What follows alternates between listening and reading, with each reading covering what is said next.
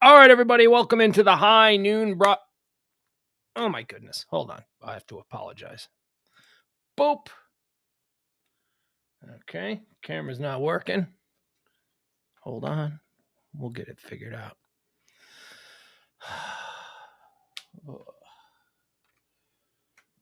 There we go. Whoop. Hey, all righty. All right, sorry about that. I had a little bit of an issue here at the start of the show. Not like a technical issue or anything like that. The issue we got going on here is, I'm overseeing the 1%er complex for the next few days. And that means that I have to be on dog duty, which means the dog cannot be allowed to freely roam in her yard where she patrols squirrels, raccoons, pool people, landscapers, gardeners, that kind of thing. She can't be out there with them. So the gardeners are coming today. The landscapers are supposed to be here, so she can't go outside. So the dog is just being an a-hole. The dog is stuck with me here in the beautiful guest house high above the 1%er compound, and she's giving me nothing but she's mean mugging me. She's whining by the door. She wants to go out. She's been out. All right, this isn't like an issue where, she's got to go to the bathroom. No, she doesn't have to go to the bathroom. She hears a leaf blower next door, and she knows that the grounds crew, the landscapers, are about to come over here, and she wants to bite somebody. That's what she's doing. She is a big, mean dog who doesn't like people coming in her yard or in her house, and it's really becoming a problem because here, I don't know if you can see this. Let me show this to you folks. See how good this camera is. Oh, okay. Yeah, there it is. There it is right there. Can you guys see this? Look at this bullshit. Can you see this right here? She almost took my eye out last night, this stupid-ass dog, trying to be cute, waving her little paw at me like, come on, let's fight. Let's fight, Uncle Pugs. Come on, let's fight. And you know what? I leaned into it, and she went whack. She got me right under the eye. It was bleeding. My kid thought, because I reacted like, like that, and then blood started to trickle down, and my kid was like, she got your eye. And I'm like, I'm blind. And I played it up for a little bit, but then, she actually just missed the eye, so we'll be all right. So that's why we got a little bit of a late start here. 3 minutes late. I apologize for that. I was trying to calm the dog down because she was being, a dog. She doesn't care from this live stream. She doesn't know what the hell's going on here. This isn't a player in her life. She doesn't know what I'm doing. All she sees me doing is sitting here making noise. And she just stares at me like, okay, he's not talking to me. I don't know who he's talking to or what he's doing. This dude's crazy. That's what she's looking at me like right now. She has no idea. Dogs, I don't know if you know this, they don't really know about technology. So this is all very confusing for her. Right now, she seems to be in a good place. So let's get the show started in earnest, I should say. All right, welcome to the show. Let's see, do we have everything working? We do. Welcome to the High Noon Show. It is the 30th day of December in the year of our Lord, 2021. That means 364th day of the year. We're not even going to do days until the end. 36 hours, or actually 11 hours. Wait. 35 hours and 57 minutes. Oh, sorry, just changed. 56 minutes are left in the year 2021. So there you go. We'll do. That's fun. That's fun. We can do hours now.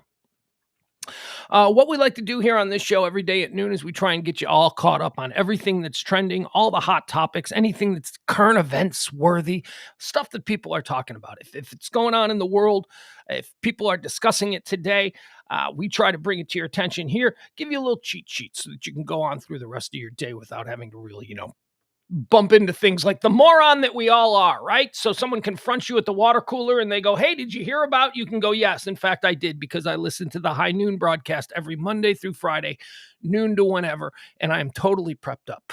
Couple of notes, though, about what we do here. We do not, for the most part, we do not go into politics. This show is supposed to be an answer to politics. I am so tired.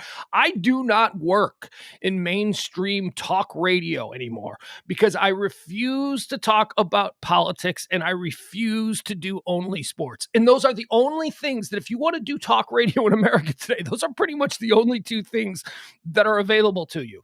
You can go on some far right-wing divisive radio station and try and gin up the rubes, or you can just talk sports for 4 hours, which I could probably do do, but there has to be beer involved. And, typically that occurs in a bar. I don't know that I could be fulfilled doing a show where I just sit in a studio and talk about sports for 4 hours. I don't know that I don't like sports that much. I mean, I love sports. Everybody who knows me knows that I'm a crazy sports freak. I got my teams, I got my things.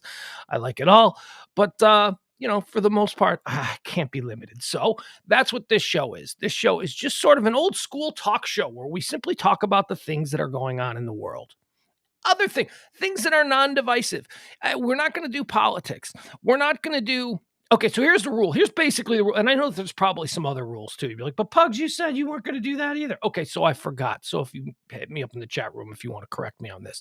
We don't talk about divisive politics for the most part. Sometimes something is so funny that it just needs to be discussed. That we don't like today. Alex Jones is in the news.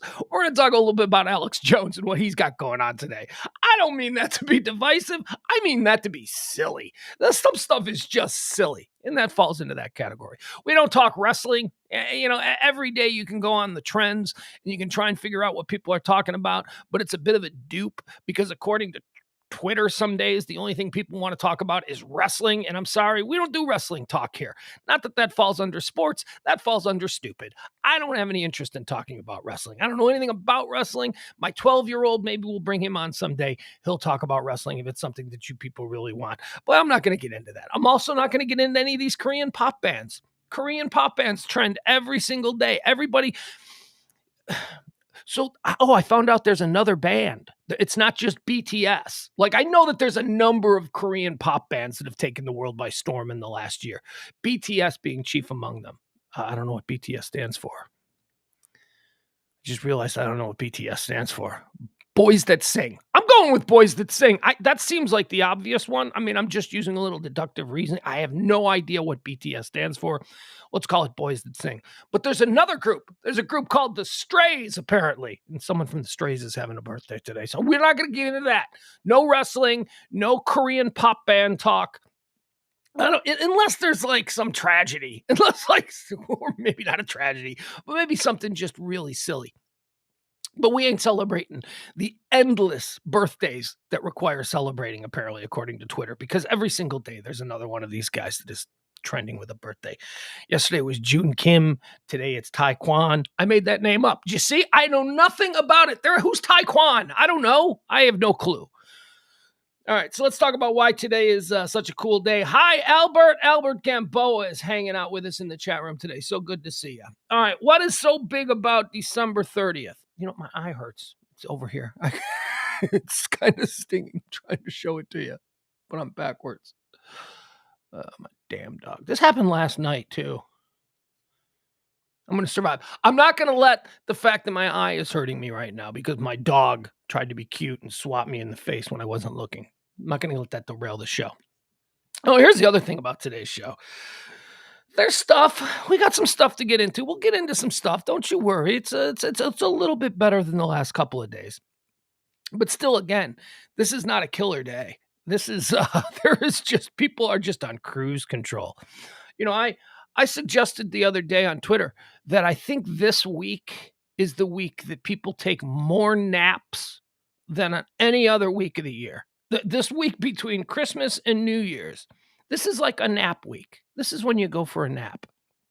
I know that I've taken a nap. I took a nap this week. I typically don't take naps. I took a nap on Monday afternoon. Did you take a nap this week? This is nap week. It's not a thing, but it should be a thing. I just started it. I'm now making it a thing. This is nap week. All right. On this day in 1903, here's something that happened. This is crazy. This is a crazy story. And again, this may be a story that I'm familiar with because of where I'm from. I'm from Chicago, the Midwest. But if this happened today, this would be a massive story. This would be a horror show. On this day in 1903, a fire at the Iroquois Theater in Chicago kills, are you ready for this number? 1903, a fire at a theater. The whole rule, don't yell fire in a crowded theater. A fire at the Iroquois Theater in Chicago on this day in 1903 kills at least 605 people. 605 people are killed in a fire. It is to this day, the year 2021, about to be 2022. This was in 1903. It is to this day the most deadly structure fire in American history. 605 people, mostly women and children, who were attending a matinee show at the Iroquois Theater in Chicago. 605 people died. Now, I'll put this into perspective. When you think about fire, like we got our soccer team, we got the Chicago Fire, there's a whole bunch of fire themes in Chicago because, as everybody knows, the city of Chicago burnt down in the 1880s. I don't know. I don't know when I'm sorry. All right, so it's failing me right now. Like 30 years before this, the entire city of Chicago burned down. The Great Chicago Fire. Everybody knows about Mrs. O'Leary's cow. Only 300 people died when the entire city of Chicago caught on fire. 300 people died during the Chicago Fire, the Great Chicago Fire, the one that everybody remembers. This Iroquois Theater fire killed twice as many people. There was only one entrance. This is another thing that changed the way that public spaces are to be built according to fire codes and all this. There was only one narrow entrance in or out. The theater was packed with over 1,000 people watching the show. 605 people died when a fire broke out at the Iroquois Theater in Chicago on this day in 1903. Unbelievable. 605 people. On this day in 2006, former Iraqi President Saddam Hussein is executed. Remember that they like took him. I think they. What did they do? Is that the deal where they hung him? I think he was hung, and on like a U.S. naval ship or something. And then would they toss the body? I don't know. Let's look into this. Let's see. What did they do with the body? Let's see here. All right.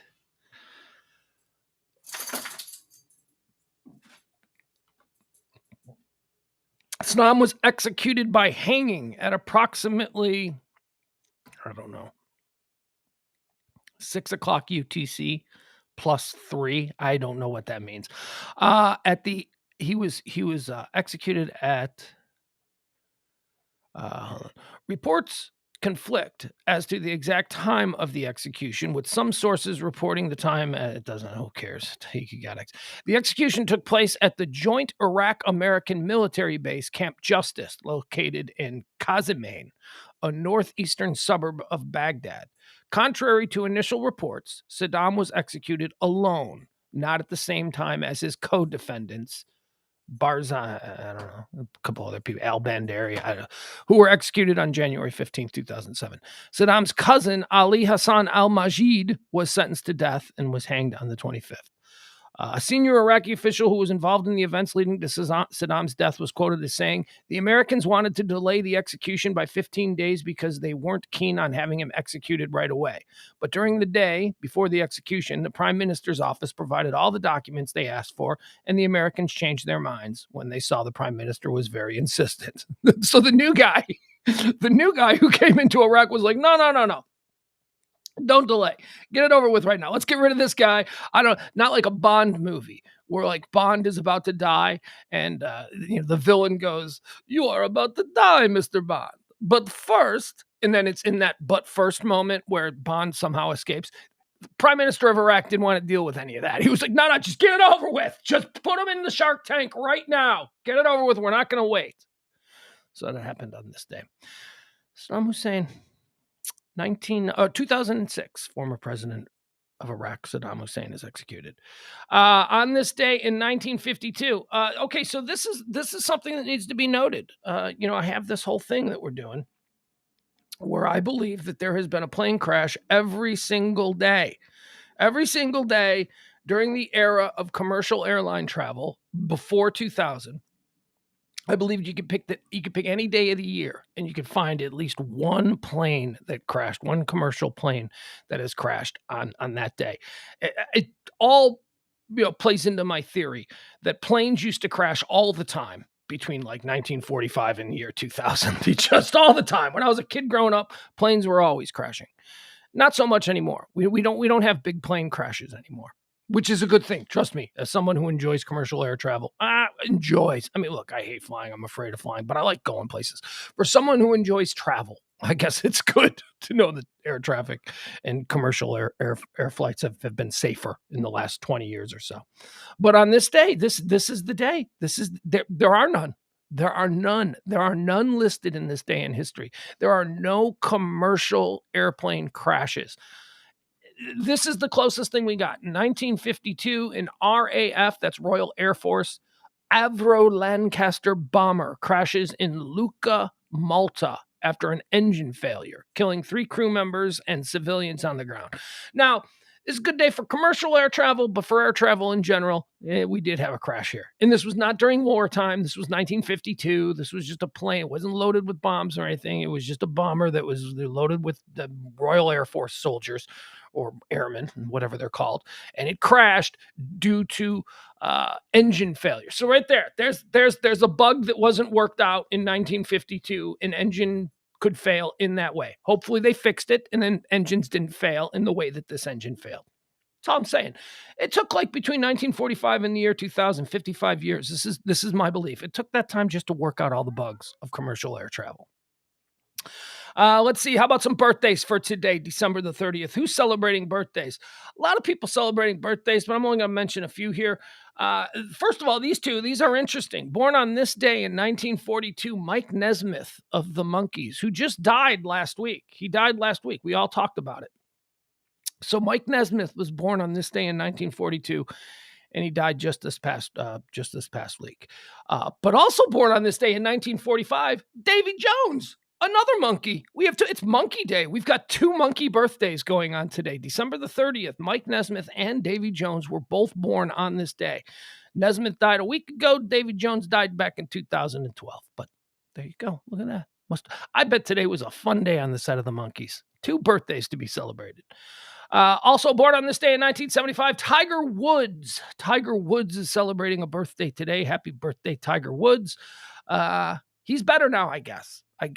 I don't know. Seems like this is how crazy pandemic time has been. It seems to me that Tiger Woods just had his car accident a couple months ago. Do you remember the Tiger Woods car accident? It feels like it was just a couple of months ago, but I guess it was like over a year ago. I guess he's completely recovered. He's out there golfing again. He's golfing with his son, Charlie. We've been seeing these videos. And whatever happened with the Tiger Woods thing? Did he fall asleep? What? You know what? We got to figure this out. We got to find out exactly why Tiger Woods crashed. I don't remember why he crashed. All right. He fell asleep or something. I know he was going really fast. He was driving back from a golf course, and apparently he had been, I don't know if there was booze involved. Remember, he's got a couple of things, right? Like he's got some stuff in his past where he became dependent on some substances because of injuries and whatnot. 2021 car crash. Okay, so it was February 23rd, 2021. It was just a few months ago. Apparently, he healed up quick. On February 23rd, 2021, so less than a year ago, Woods was involved in a serious rollover car accident in Rancho Palos Verdes, California. The wreck was a single vehicle collision, and Woods was the sole occupant of the vehicle, which was traveling north along Hawthorne Boulevard. The front of the Genesis, he had one of those Genesis SUVs, was destroyed, but the interior remained intact. The safety features possibly saved his life, leaving him with less traumatic injuries.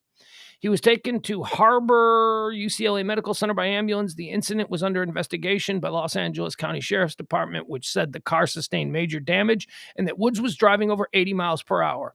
Okay, Leadfoot. Nearly twice the speed limit. 80 and a 40. He was in a hurry. Before he crashed, he was traveling at twice the speed limit. No charges were filed. Woods' agent later said that he sustained multiple leg injuries and had surgery for non-life-threatening injuries. It was reported that he sustained broken bones in both of his legs and a compound fracture. The sheriff involved in the incident said that Woods had no recollection of the crash during questioning at the hospital. So it doesn't say why, what he was doing. There was no. So what's the? Okay, apparently he just fell asleep doing 80 miles an hour. No story on drugs or pills or anything that he had in him. Because let me tell you something about golfers. Golfers are drinkers. Not to say that Tiger Woods is a drinker. I'm just saying golfers are drinkers. They drink. That's part of the whole motif of golfing. It's you golf and you drink, and smoking too. A lot of these guys smoke. They smoke and they drink, and that's what golfing is all about. Which is why golf is not a sport. Golf is a skill. Golf is a skill that people can hone and become really good at. I just don't consider golf a sport. Oh, Pugs, you don't know what you're talking about. But you consider horse racing a sport. Yeah, I do. Yeah, being a jockey is a lot tougher than being a golfer. You can't ride a thoroughbred racehorse holding a beer. You can golf. Isn't that the old rule? Anything that you can do, anything that falls under the umbrella of competition that you can do while holding a beer isn't a sport. It's competition. And it's a skill, and you probably need even more advanced skills if you're going to do it while half in the bag, but still, not a sport. Golf, not a sport. Jockeys, horse racing, that's a sport. Car racing, auto racing, that's a sport. Golf, that's not a sport. It's not a sport. You're walking around, you're hitting something. It's a skill. This is not to take away from anything that golfers can do, because they are amazingly skilled at their chosen profession or at whatever it is that they do. Just not a sport. I just don't consider that a sport. All right. Also celebrating a birthday today, someone who is for sure a world-class athlete. Happy birthday. Born on this day, LeBron James, the second greatest basketball player to ever play the game. And I say that mockingly because obviously I'm a Jordan guy, but I don't even know if he's the second best player. I just say that because there are children out there. There are youngsters who lack the frame of history, who just seem to think that NBA basketball began in the mid 2000s. And, they don't give any consideration for people that came before. Personally, you talk to some oldsters, they might tell you Wilt Chamberlain is the greatest player of all time. I don't know, though. I think it's Jordan. Why, Pugs? Why do you think Jordan, LeBron James? Because I saw Jordan play. That's why. Because I've seen both Jordan and I've seen LeBron play, and I can tell you that the better basketball player was Michael Jordan. Don't at me. I'm married to this fact. This is a fact. Yeah, it is. It's a fact. Jordan was a better basketball player than LeBron James.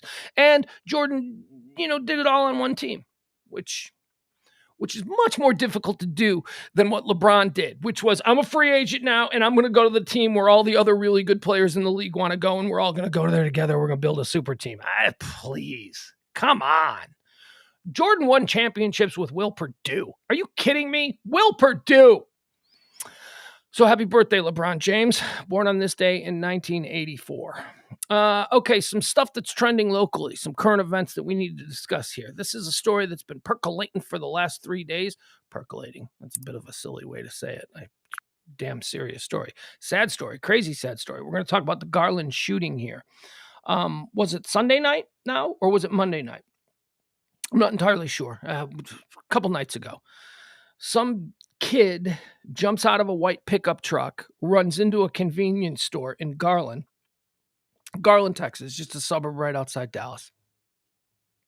Is Garland sketchy? I haven't had much cause to spend time in Garland over the 20 years ago. I moved here and then left for a little bit. Yeah, I think I've been to I did an appearance, back in the days of Live 105.3 in Garland, but I don't think I knew anybody from, is Garland sketchy? Garland seems sketchy because this kid jumps out of a white pickup truck, runs into the convenience store, doesn't even run in, just opens the door, sticks his arm inside the door and starts pap, pap, pap, pap, pap, starts shooting people. Kills 3 teenagers, 14, 16, and 17, and then seriously wounds a 15-year-old who was working behind the counter at the convenience store. So kid jumps out of the white pickup truck, pop, pop, pop, pop, pop, does all of this damage, and then jumps back in the pickup truck, and the pickup truck pulls away. He wasn't driving the pickup truck. He was in the passenger side. Somebody was out there driving the getaway car. Well, now we know what this deal was. This was a father and son team. This is a dad drove his 14-year-old son to the convenience store, waited out front while the son killed everybody inside, and then jumped back in the car with dad and drove off. Oh, what a family. Well, what a family. So here's what's going on. Initially, they had arrested a teenager who I believed at the time that he was arrested, I thought this was the kid. I thought because we saw the video of the kid, the security video was released. We watched it. We saw the kid. And then they said, oh, they arrested the kid. I'm like, oh, okay, so they got the kid.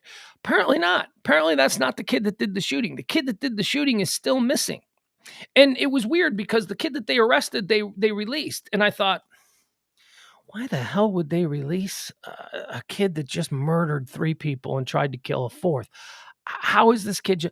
So it turns out that wasn't the kid who did the shooting, but they have the dad. Okay, so here's the story. A father and his 14-year-old son have been charged with capital murder in the killings of 3 teenagers at a convenience store on December 26th. Okay, so it was Sunday.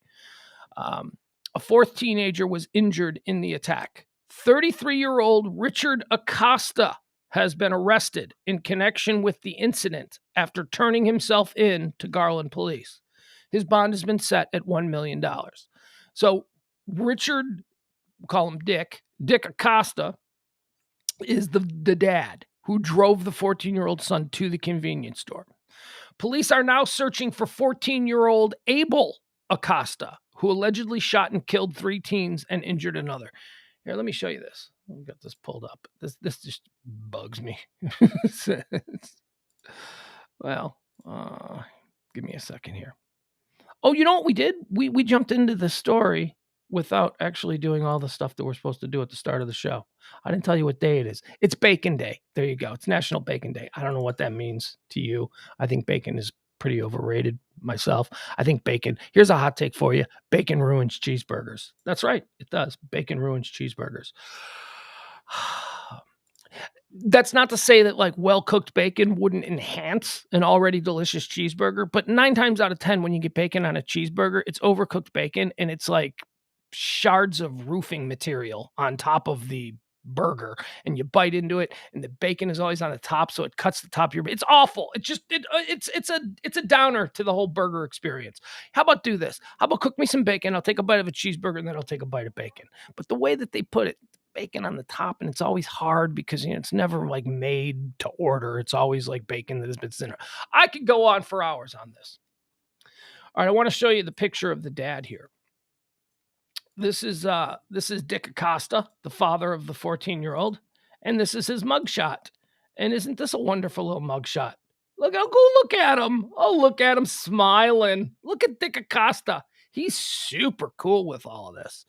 Yep, that's me. I destroyed my 14-year-old's life because I'm a fucking moron. Look at him. That's what that picture says. I drove my 14-year-old son to a convenience store and waited outside while he tried to murder 4 teenagers, murdered 3. And here I am. I turned myself in and I'm smiling. And why am I smiling? Because you're never going to find my son.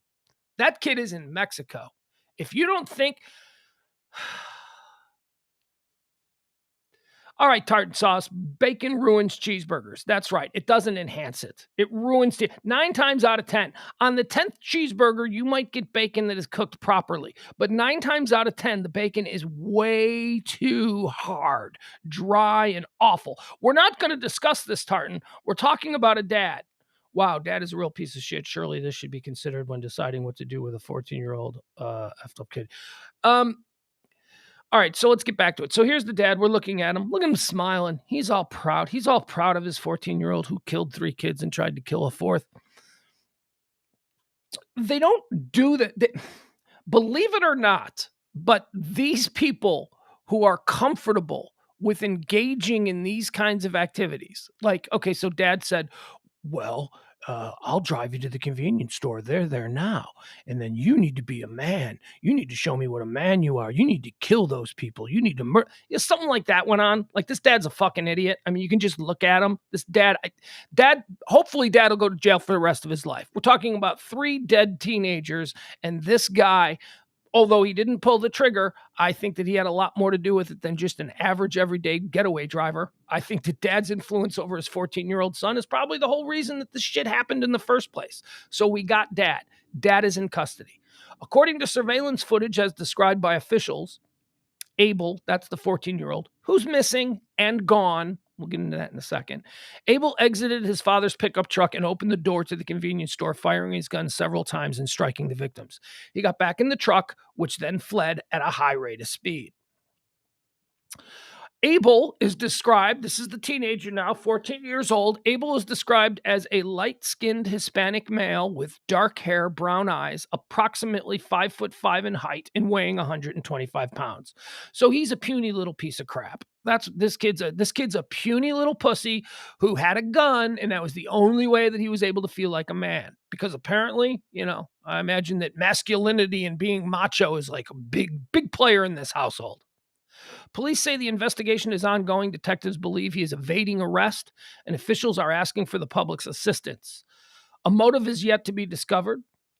The three teenagers killed in the attack have been identified by police as 14-year-old Xavier Gonzalez, 16-year-old Ivan Noyala, and 17-year-old Rafael Garcia. All three were pronounced dead at the scene. So we don't have a motive. But we, the great unwashed, the general public, we also don't have all the information here.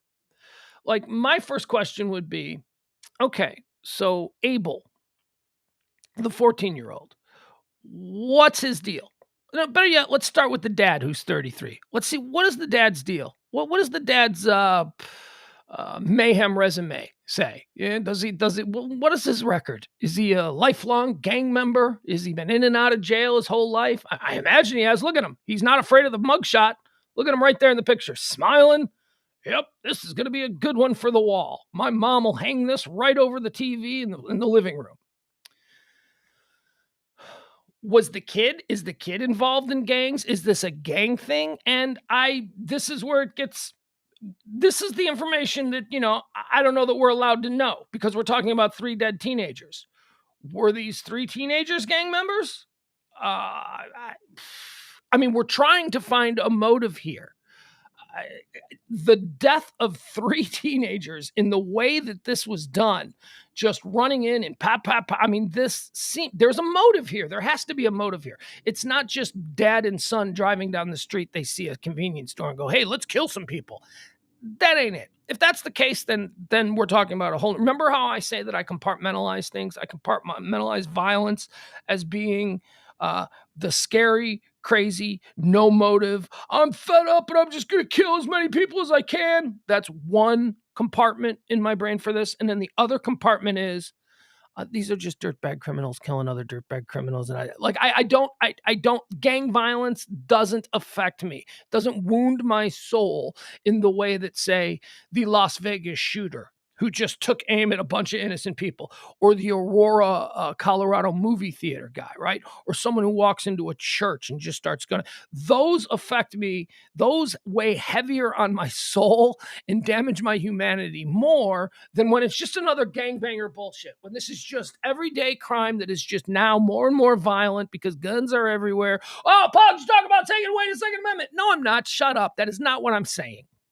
I'm just saying we live in a more violent culture, and there is always going to be violence. There's going to be violence with, dare I even say, a purpose or a motive behind it. That shit's always going to happen, and we're not going to be able to stop it, and the best that we can do is not be involved with those people.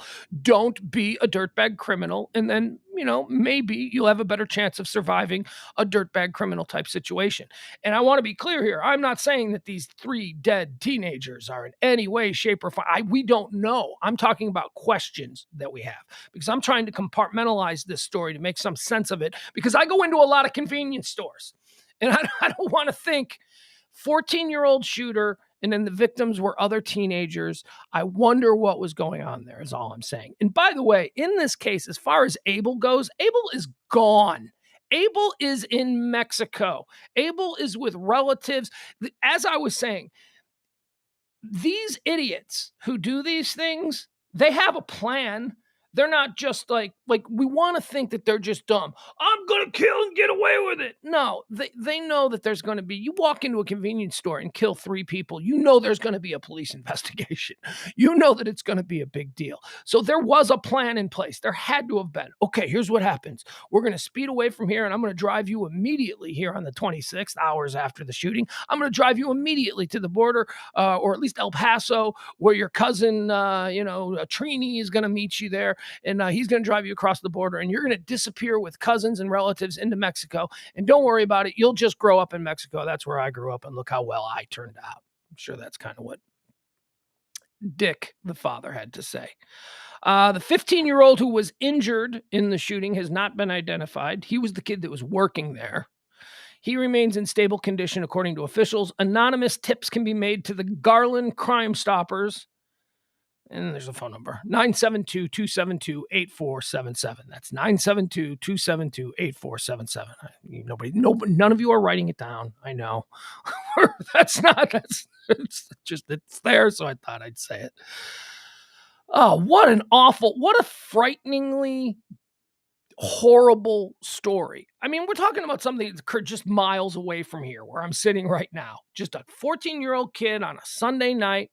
I used to hang out at convenience stores too. My friend George used to work at the White Hen, and we used to go up there and we'd hang out. We'd hang out for hours. I mean, middle of the night, all night long. Yo, you working the night shift? Okay. So, you'd be 17, 18 years old. You're hanging out at the White Hen at 2:00 in the morning, drinking free sodas, and, maybe White Hen is like a 7-Eleven, just drinking free sodas and hanging out and sitting around and doing nothing, hanging out with your buddy who's working there. People coming in. You know who comes in more than anyone else to a convenience store at 2:00 in the morning? Cops. It's always cops, one after another. Cop. But not in this case. This didn't even happen late at night. This happened in the early evening. I want to say it was like around 10:00. Garland, 14-year-old kid, dropped off by his dad. Pop, kills 3 people inside, wounds a 4th. Gets in the car, speeds away. Kid is in Mexico. I promise you, the kid is nowhere to be found in this country. He's gone. And we've got Dad. And there's Dad. Look at him, the smiling son of a bitch. Look at him. Whoa, proud of your boy, aren't you? Does that picture infuriate you the way it infuriates me? There just looks to be a complete lack of seriousness, no tell of remorse of any kind in this guy. Absolutely. All right, so we'll move on from that. So that's what's going on in the Garland shooting. We're looking for Abel, but I'm telling you, Abel is nowhere to be found. That is not something that's going to happen. We're not going to find this kid.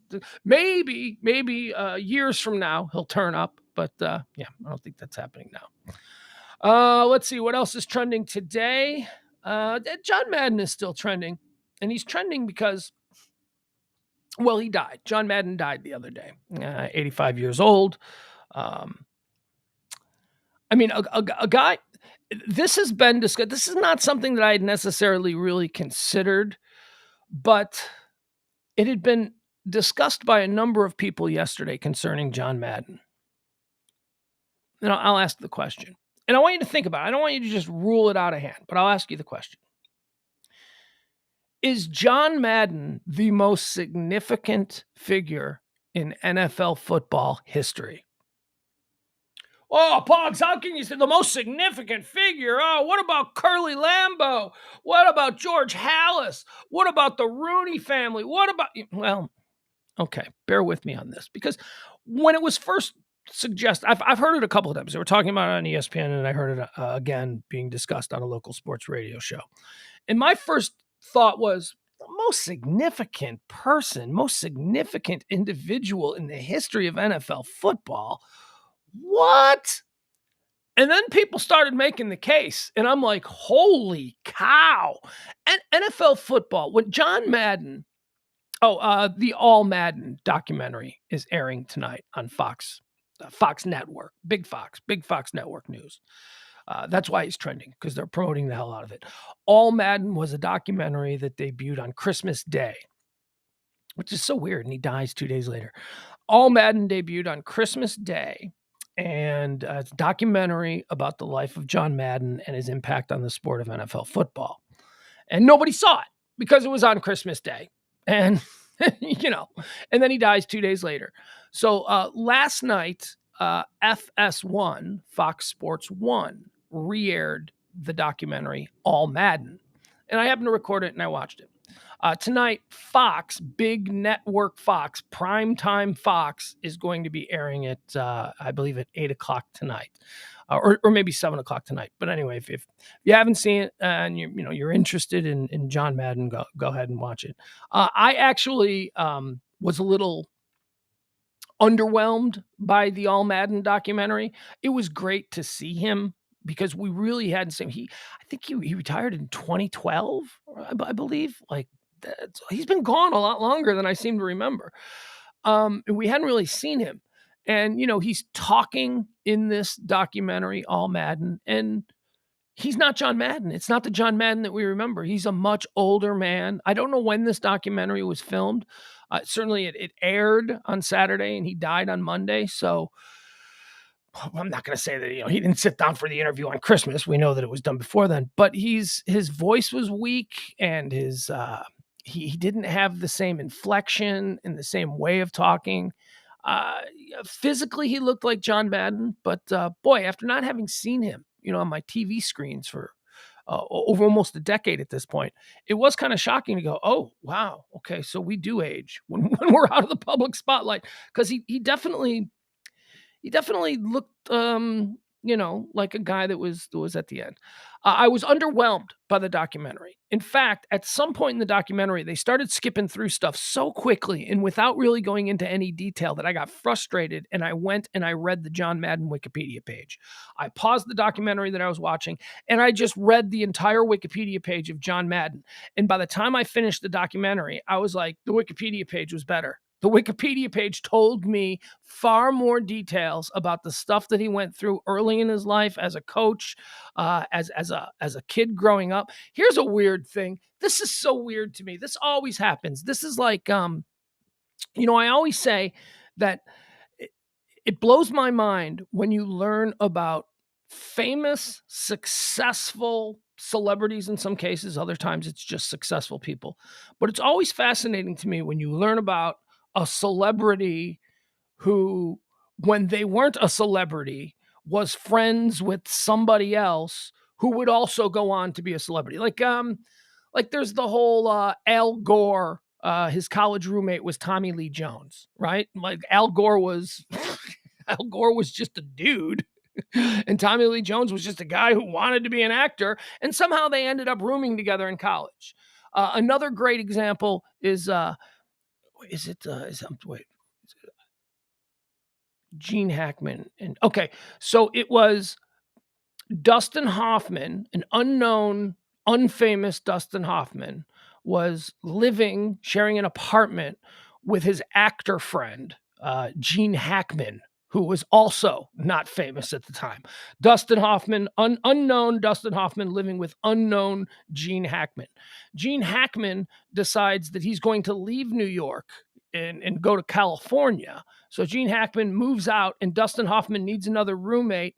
And so he puts an ad in the Village Voice and he gets a knock at the door and it's Robert Duvall. It's like, okay, so Dustin Hoffman, not famous, lives with Gene Hackman, not famous.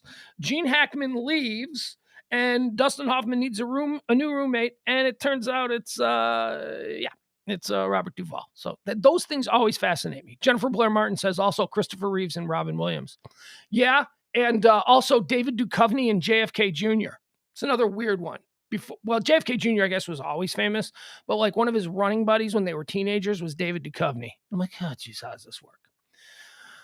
So what are you talking about, Pugs? You're going pretty far downstream. I thought you were talking about Madden. I am. John Madden's best friend since third grade was John Robinson. John Robinson, legendary college football coach at, was it USC? John Robinson, USC or UCLA? I'm not sure. Legendary college football coach at USC, legendary coach with the Los Angeles Rams for years and years back in the 70s. And John Madden, who was at the same time the head coach of the Oakland Raiders. How does this happen? How do two kids who live down the street from each other, who become best friends, they're totally unknown, and they grow up to both be major football coaches. And they stayed friends like their entire life. John Robinson and John Madden stayed friends their entire life, which I didn't know. And I learned that from the Wikipedia page. And then during the documentary, they only mentioned that briefly, like 45 minutes in. But the Wikipedia page has far more. So if you want to watch the All Madden thing, it's nice. If you love John Madden, I love John Madden. Who doesn't love John Madden? If you watched, if you're interested in just, doing a little feel-good celebration of who John Madden is, you can watch the All Madden documentary, and that's why John Madden is trending now. It's not what I was talking about. I was talking about whether or not John Madden is, in fact, the most significant person in NFL history. This guy, we're talking about a guy. Okay, so we're talking about a guy who appeals to multiple generations. Okay, like take me for example. So like my grandpa would have known John Madden as a football coach for the Los Angeles Raiders, Super Bowl winning football coach. And he was an amazing football coach. This is the thing that I think people do not. Yeah, Chelsea Peretti and Andy Samberg. I knew about that too. Thank you, Adam Reyna. Chelsea Peretti and Andy Samberg, who would go on to be on Brooklyn Nine-Nine together. They grew up together. They went to the same school in New York. Those always fascinate me, those celebrities who were somehow friends. So my grandpa and people of his generation would have known John Madden from an incredibly successful career, 10-year, decade career coaching the Oakland Raiders. And honestly, to my generation, I don't remember that. I don't remember when John Madden was a coach, that he quit coaching in like 78 or something. He retired at 42 years old. He was the hottest coach in the NFL. I mean, we're talking about a guy. Here's where they really put it into perspective. When John Madden was coaching, he was coaching against people like Chuck Noll, Don Shula, Tom Landry. He was coaching at the same, those were his contemporaries that he was coaching with. Nobody had a better winning percentage than John Madden. John Madden to this day, I believe it's only Bill Belichick now. John Madden to this day has the second highest winning percentage of any NFL coach in history. John Madden did not have a losing season. And I think he only missed the playoffs once in like 10 years of being with the Raiders. Made it to the AFC Championship game. They were on the verge of going to the Super Bowl like 5 years in a row. And then finally they broke through, and they were lucky they drew the Minnesota Vikings, who shit the bed in that Super Bowl, and Madden got his Super Bowl championship. But I mean, the time of the Steelers, when the Steelers were winning Super Bowls with Bradshaw and all of that, the team the Steelers always had to get through in the AFC Championship was John Madden's Raiders. And at 42 years old, John Madden had basically just had enough. He went through burnout. He didn't know what he was going to do. So that's one generation, my grandparents' generation. And this is all going to bleed into the argument that John Madden is the most influential person in the history of the NFL. So that generation, my grandpa's generation, knew him as the coach. My generation, who came up in the 80s and in the 90s, we knew him as the best football play-by-play guy in history. Madden and Summerall were unbelievably great. Another interesting thing that I was made aware of watching this documentary, All Madden, which airs tonight on Fox, John and Pat, like I always think of John Madden and Pat Summerall as like being the team. They didn't work together all that long. I mean, they were the first person that they teamed John Madden with that stuck. I mean, he had done stuff with other people, but the first person that he had teamed with was Pat Summerall, and Pat Summerall didn't like John Madden at first. They were not friends. Pat Summerall thought that John Madden was kind of a buffoon, and that John Madden was just kind of silly, and he didn't really want John Madden's, I guess we'd call it, brand today. Didn't want John Madden's brand getting all over the very stuffy Pat Summerall. But then they found a groove, and they became the greatest play-by-play team. Look, I love Jim Nantz and Tony Romo. I really do. I even like Joe Buck and Troy Aikman. I think that they're really good too. I'm not a Joe Buck hater. I'm sorry. I know that that's something. Creed sucks. Bacon is awesome on cheeseburgers. Die Hard is a Christmas movie. And that one. Those are like the three things that are bullshit that everybody is programmed to believe. Joe Buck sucks. No, he doesn't. You suck. Shut up. You're not interesting. Stop saying stupid shit. It doesn't matter. He's good. He's good at everything. Joe Buck is fine. Stop it. No, he doesn't. Creed sucks. Oh, yeah, that's interesting, too. You're going to say Creed sucks? What else? Who else sucks? Nickelback? Oh, yeah, you're fascinating. You are a fascinating deep thinker coming up with these pearls that nobody else says. Just shut up. You're just repeating stuff you've heard other people say. You don't even really believe it. You just think this makes you sound interesting, and it doesn't. That's my take on that's my defense of Joe Buck. Joe Buck is fine. Chris Collinsworth, however, I'll go. Chris Collinsworth is a brutal. Not even Al Michaels can save Chris Collinsworth. All right, so John Madden jumped around in the broadcast booth too. Like he went from CBS to Fox to NBC to ABC. He was Monday Night Football. I completely forgot that John Madden was the voice of Monday Night Football in the 2000s. That one totally slipped my mind. When I think of John Madden doing play-by-play, I think of him with Pat Summerall. But really, that just went down for about 15 years of his 30-year broadcast career. The rest of the time, John was moving around.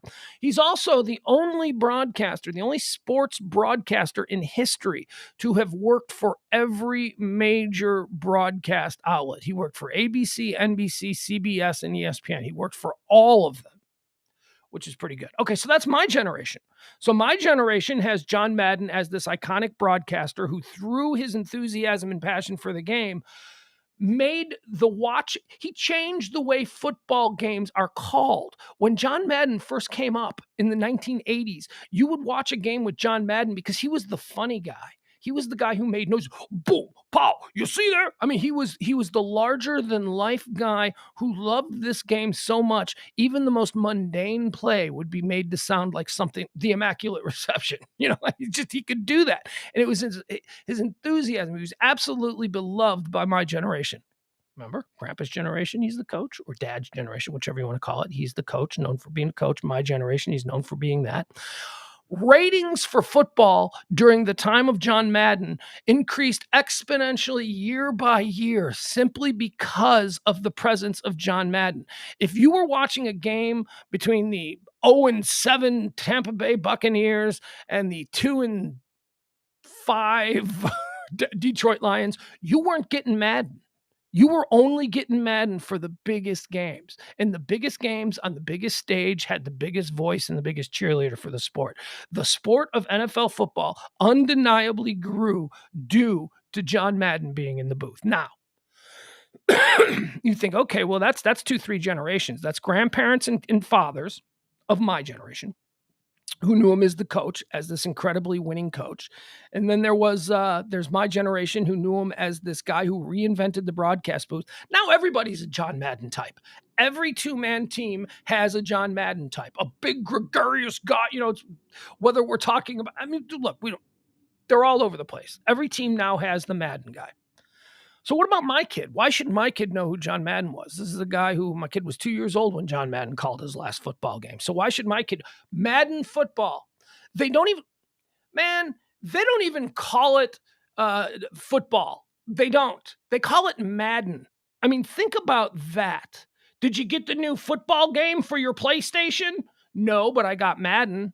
I mean, the man lent his name and his likeness to a video game that has gone on to be arguably one of the most successful video games in the history of video games. The Madden game is what people don't play. They don't play digital football. They don't play video football. They don't play video game football. They play Madden. And I'm sure there are competitors. I'm sure there are other, but man, nothing is quite like Madden. So when you think about the way Madden, just the introduction of the game Madden has changed, and it really has changed the sport of football. It has been a way for people to learn the game of football. I know that my son learned the game of football by playing Madden first. He was playing Madden long before he was sitting with me on the couch watching actual football. He was playing it, and he was learning the terminology, and he was football has been taught to new generations now and will continue, I hope, for hundreds of years. I hope that there is in 50 years, there is Madden 2071 or 2072 or whatever you want to call it. So when you think about it, the coaching, the winningest coaching percentage, the way he exponentially grew the viewing audience for NFL football during his broadcast days. And yes, I say he did it because he was the outlier. He was the difference. He was the guy that didn't sound like everybody else. And then when you consider what he is doing for future generations where it comes to understanding and embracing the sport of football through his Madden video game series, holy shit, John Madden is the most influential and important figure in NFL football ever. More than Curly Landreau. Maybe not more than George Halas, who actually had the whole concept for the league. We can have that argument. But John Madden is certainly on the Mount Rushmore of NFL football. Unbelievable. And I would not have thought that until, hearing these multiple discussions on the life of John Madden. So there you go. That's why Madden is trending. All right. Something else is trending today. This one isn't quite as nice. Jizzface Maxwell. Well, I don't know. How do you even say her name? Ghislaine? I don't know. Whatever. Maxwell. She got convicted yesterday. 5 of 6 counts. There was like one lesser count that they didn't find her guilty of. Of course, Maxwell was Jeffrey Epstein's. They're calling her an enabler. And I think that's just because she's a fancy British lady. She's a pimp. She was a pimp. She was the pimp who got the underage girls all ready for that monster Jeffrey Epstein. She was his constant companion for years and years. Some people described her as a girlfriend who suffered from unrequited love, that she loved Jeffrey and would do anything to please Jeffrey. But Jeffrey just wasn't into her. No, because she was an old lady and Jeffrey's a pervert who likes little girls. So she got convicted of being his pimp. We all know that Jeffrey Epstein hung himself. I'm not a big conspiracy theory guy. I'm not. And, there are certainly dozens of reasons. I don't know how many charges was he facing. There are a lot of reasons why Jeffrey Epstein might have wanted to end his own life after he was finally arrested and incarcerated for the years and years of pedophilia that he was involved in. But he killed himself. It just seemed a little bit too, again, I'm not a conspiracy theory guy, but I don't think he killed himself. And you're going to tell me that it just so happens that the video camera, the video system that was trained on one of the most notorious people in America while they were in lockup, the video system during the moments that he decided to hang himself just happened to have gone down? There's no video. Isn't that weird? Oh, Epstein's dead in his cell. Well, let's go look at the video to see what happened. I don't know what happened. There's nothing on the video. It seems to have been unplugged. Come on. Something went on there. Somebody look, a lot of people wanted Jeffrey Epstein dead. I mean, why not? Jeffrey Epstein partied with a lot of very well-known people. The Clintons, the Trumps, the royal family. I mean, he was involved with. He wasn't involved with George Clooney. You keep seeing this. There's this picture that goes around, and it's never mind. It's not. Yeah. Actually, I have that wrong. There's a picture that goes around that claims to show Jeffrey Epstein at his Lolita Island walking with Bill Clinton. And it's supposed to be proof that Bill Clinton visited Lolita Island, which was this island, this little like crazy pedophile island that Jeffrey Epstein had. And this picture's been going around for years. And the QAnon people are like, it's proof that Clinton was there. That whole thing. It isn't Jeffrey Epstein, and they're not at Lolita Island. It's a side picture of George Clooney, and they're in Italy at George Clooney's wedding. But, you put the picture in from a certain angle. I guess it does look like it could be Jeffrey Epstein. It's definitely Bill Clinton, but it's definitely not Jeffrey Epstein. They are definitely not at Lolita Island. It's a picture taken from George Clooney's wedding where he's walking, and you're getting George Clooney is more of a side view, so you can't really. And I suppose if it's a side view, I don't know. It's not to say that Jeffrey Epstein looks like George Clooney, but the hair, the gray, it could be whatever. So Giselle Ghislaine, Jizzface, whatever the hell we're calling her, she was convicted of the bulk of the stuff that she was charged with. Let's see here. Maxwell. One glaring issue in the conviction is that Maxwell conspired to transport girls for sex, but beyond Epstein, none of the men who allegedly had sex with these girls have been prosecuted. So that's the big thing that's happening now. Jizzface is looking at she's looking at a lot of time in prison. So now the negotiations start. Now we try to figure out exactly, well, what can we do? You're looking at 500 years in prison. Give us a name, we'll knock 100 years off. Give us another name, we'll knock another 100. You know what I mean? This is where the negotiations start. So this is where, I mean, it's a bad time to be Jizzface Matthews. I'm telling you, Maxwell. Jizzface Matthews. Plays for Auburn.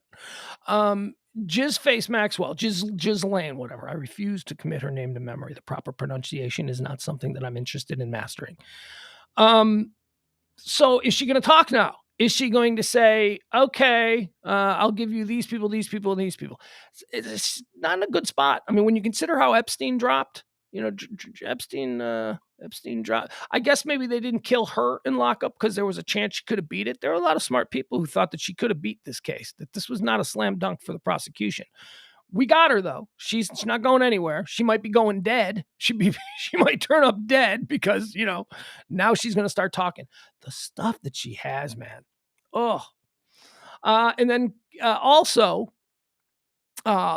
trending alongside this, Alan Dershowitz. Alan Dershowitz, that piece of shit? Oh, God, this guy. This guy has made a lifetime of just defending the worst people among us. He's the world's greatest defense counsel. No, he's not. He's just a showman, and he's a bit of a look at me. He's just the worst people. If you saw that, did you watch the O.J. Simpson people versus O.J. Simpson?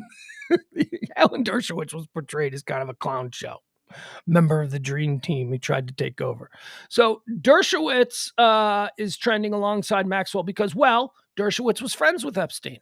Apparently Dershowitz and Epstein were buddies. And there's a lot of people. There have been allegations against Alan Dershowitz that he engaged in some stuff with some. Basically, it's been alleged that Dershowitz is somehow complicit in all this pedophilia nonsense that's going on. So Dershowitz, being someone who is associated with the case, was put on the BBC after the conviction of Maxwell yesterday. They put him on the BBC, and they had him on as a trial analyst, as somebody who was analyzing the trial, who was purported to be an expert in all this kind of stuff. The BBC never at any point said, oh yeah, he's also named as somebody who might be, doing things with underage girls. They never said that. The BBC never said that. So there was an immediate backlash against him. So today the BBC is apologizing and saying that we should have been more clear about Alan Dershowitz's role, not necessarily complicity, but role in all of this, that he is a player, a name that has been mentioned, and we didn't do that. So the BBC is now apologizing for putting him on and saying that they will not do that in the future. Prince Andrew also.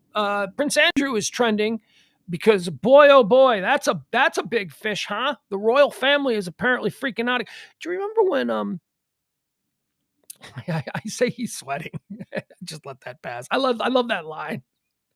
Prince Andrew is sweating because if you remember, like a year ago, Prince Andrew decided to get out in front of this whole story because Prince Andrew is name-checked by one of the girls who was forced to have underage, sex with these people. I can't remember her name. Anyway, Prince Andrew, the son of the Queen of England, was named as somebody who had sex with some underage girls.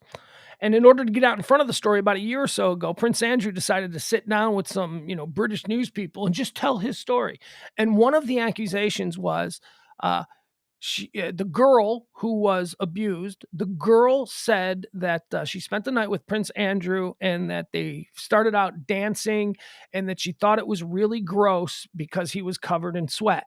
To which Prince Andrew said, I have a medical condition. I do not sweat. So that can't be true. Oh, she said I sweat? I have a medical condition. I can't sweat. Prince Andrew is sweating now. And the royal family, apparently, they've been in round the clock since this happened. This is according to the Daily Mail. So, take it with a grain of salt. The royal family has been engaged in around the clock discussions about how to handle what comes next for Prince Andrew. Prince, come on, let's take him down. You know what? Okay, so if we're not going to get Trump, we're not going to get Clinton, I want Prince Andrew. Let's get Prince Andrew, okay? I mean, Prince Andrew, there are these people, the photos, God, Jeffrey Epstein, man, he took pictures with everybody. I mean, he went to a lot of events and, famous people take pictures with people. So if you're a famous person and you're at an event and it's like a big donor event where, it's $10,000 a plate or whatever, and you're a big celebrity there, you're going to get billionaires who come up to you and like, hey, can we get a picture? And you're going to be like, okay, you're a billionaire, so that means you're totally okay. Cheese. And then you take the picture. Jeffrey Epstein has pictures with everybody, man. Also, the thing that I didn't realize trending today are all of these pictures with Trump and Jizzface. Trump and Jizzface knew each other for years and years. There are dozens of pictures of Trump and Jizzface just hanging out, talking. And then do you remember when she was arrested? Trump had that weird, he was asked by the press, someone Josiah Matthews, blah, blah, blah, Maxwell, whatever, was arrested today. And Trump weirdly said, I don't know anything about it, but I wish her well. It's like, now I know he wasn't thinking, he was just trying to avoid the subject. But man, that ain't something you want to say. So, okay, so the other shoe is going to drop, hopefully. Hopefully now Maxwell, Jizzface, is going to talk about all this stuff, and we're going to find out what's happening here. All right, trending. Another Kusum who are trending. We just talked about Trump and Jizzface. This Kusum is far more fun than those two. Vin Diesel and The Rock are trending. Why are they trending? Well, apparently there's a feud between these two guys. Did you know about this? I am not a Fast and the Furious devotee. In fact, you're going to be surprised when you hear me say this. I have never seen one Fast and the Furious movie.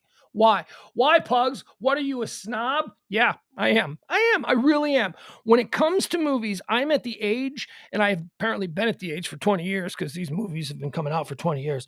I'm at the age where dedicating 2 hours of my life to watching something, it better be good. And it better be something that I'm interested in. And I'm just sorry, there is nothing about the Fast and the Furious franchise that has ever even held a lick of interest for me. It's just not anything that I'm into. I'm sorry. I have an aversion to dude bro culture like you would not believe. I cannot hang around dude bros. Bro, what's up, dude? What's up, bro? What's up? You want to go see Fast and the Furious, bro? Yeah, dude, let's do. No, I can't do that. I can't. Fucking morons. I like a movie with a story.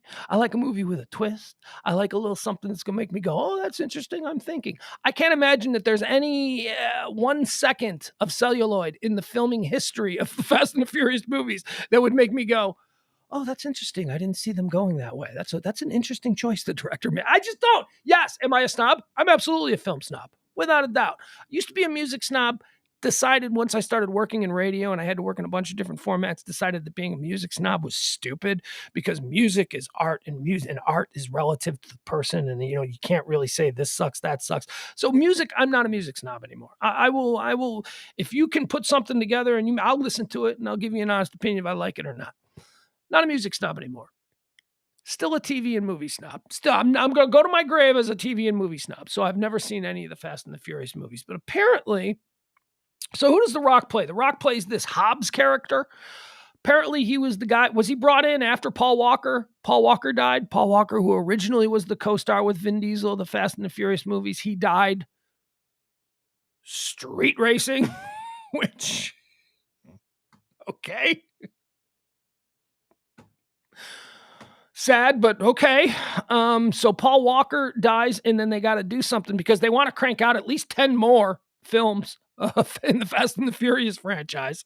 So they go and they get The Rock, and The Rock was just an emerging big star at the time. And suddenly, look what we got here. We've reinvented it. Paul Walker, who is basically what people say now. But apparently Dwayne Johnson and The Rock, they don't get along. or Vin Diesel, I'm sorry, and The Rock, Dwayne Johnson. They don't, they're brother, like they talk about, you're my brother. In my house, my kids call you Uncle Rock. That's Vin Diesel. And then The Rock is like, no, brother, you're my brother. And I love, it's that whole thing, but apparently they're beefing about, who knows? Vin Diesel is openly pleading with The Rock to please come back and do Fast and the Furious 10.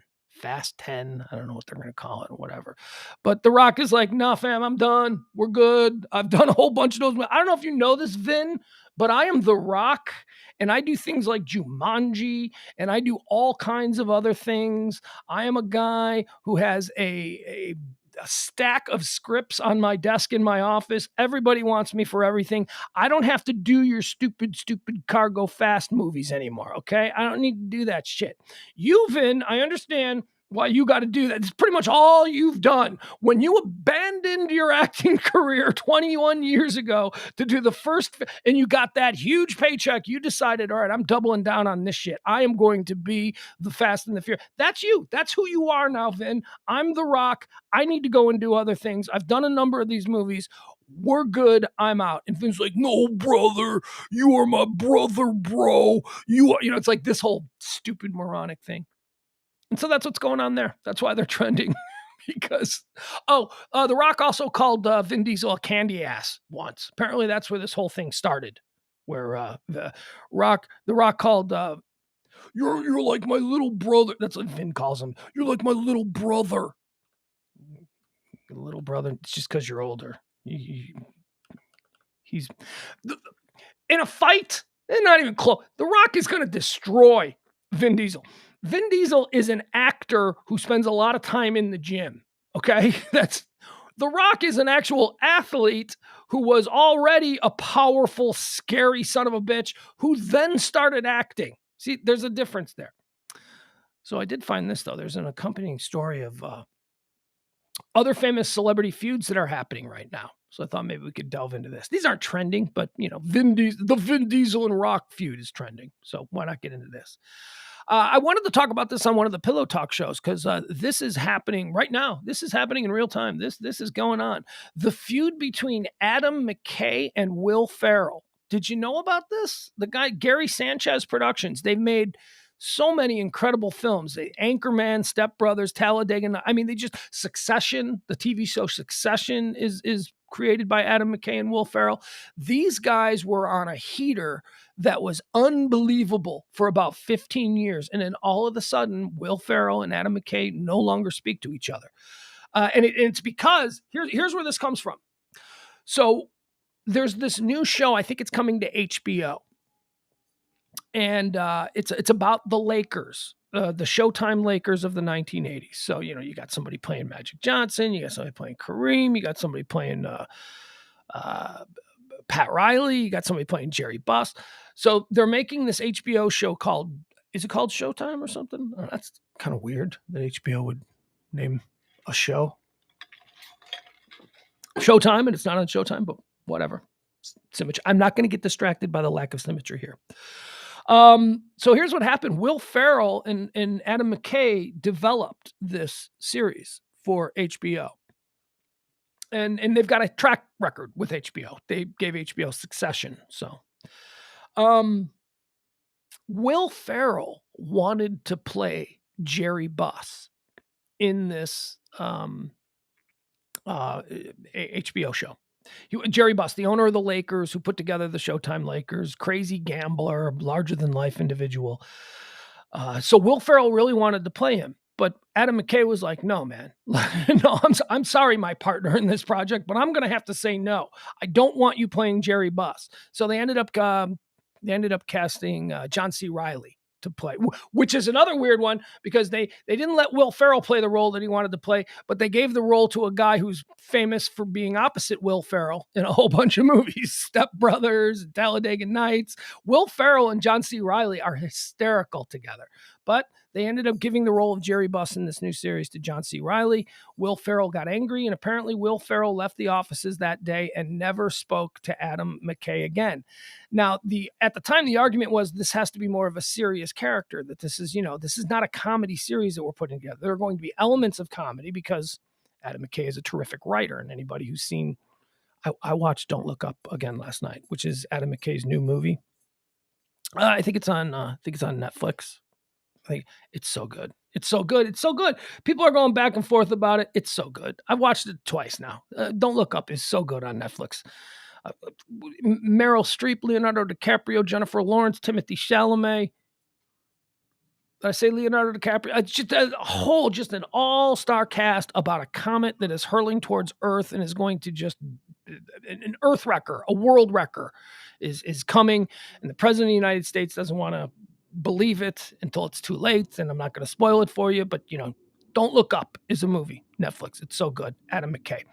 So Will Ferrell said, no, I can do drama. I want to do drama. And Adam McKay was like, yeah, I don't know. We don't want to do this. So they haven't spoke since. Now, it is interesting that Will Ferrell currently has a new series with Paul Rudd.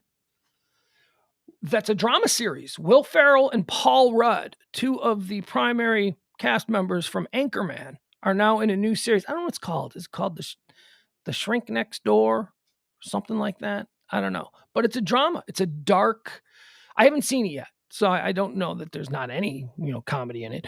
But Will Ferrell is like trying to do that thing that other comedic actors have done throughout their careers, whether it was Adam Sandler with Punch Drunk Love or Jim Carrey with 23. I mean, these comedic actors try and show that they are more than just funny ha-ha guy, and they try and do drama.